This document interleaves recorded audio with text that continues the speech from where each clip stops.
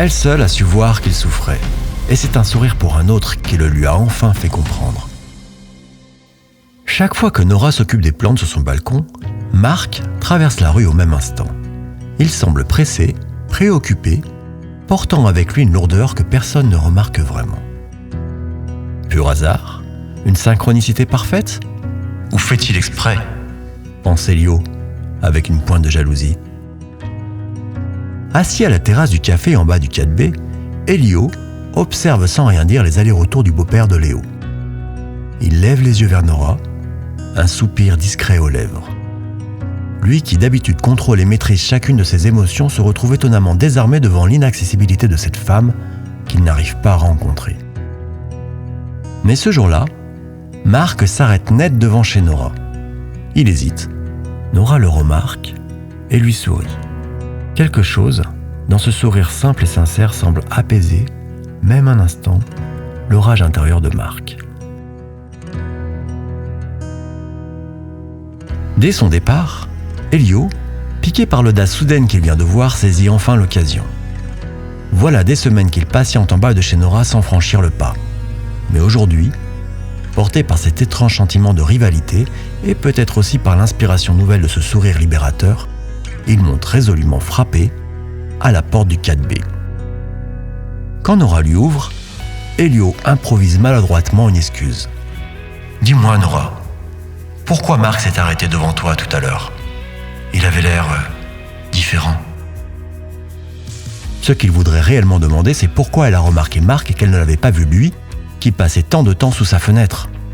Il lutte avec son orgueil, ce loup noir qu'il connaît trop bien. Nora sourit. Elle devine ce qu'il tente de cacher, mais elle ne va pas lui simplifier la tâche. Nora voit clair dans le jeu du musicien charismatique. Les paillettes et la lumière ne l'intéressent pas. Elle cherche autre chose. Quelque chose de sincère. Quelque chose de vrai. Quelque chose de profond. Tu sais, Elio, tu passes tellement de temps à chercher en toi ce qui pourrait manquer que tu ne vois pas tout ce qui est déjà là. Peut-être que ton talent t'apparaît génial, parce qu'il te ressemble trop. Peut-être serait-il temps que tu nourrisses ton loup blanc. Le dialogue est ouvert, l'espace d'une rencontre est né. Mais, avant qu'Elio ne puisse réagir, Marc frappe à nouveau à la porte, interrompant l'instant fragile.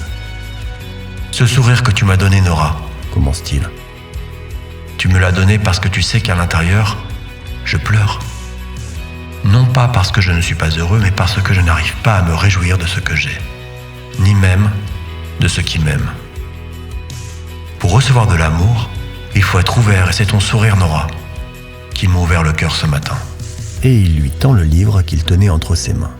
« J'aimerais que tu lises ce livre que m'a prêté Léo. Je pense qu'il pourrait te permettre de répondre à certaines de tes questions. » Nora, surprise, ne comprend pas mais accepte naturellement. Elio reste immobile, frappé par la simplicité puissante de ce geste. C'est précisément ce moment humble, authentique et sans calcul qui lui montre ce qu'est vraiment le loup blanc. Ce désir d'élévation de l'âme, cette libération intérieure, ce courage paisible de s'ouvrir aux autres et au monde. Elio découvre alors, avec une clarté étonnante, qu'il a lui aussi en lui ce loup blanc. Un loup qu'il n'a presque jamais nourri, mais qui attendait patiemment son tour. Ce n'est peut-être pas arrivé, mais c'est vrai quand même.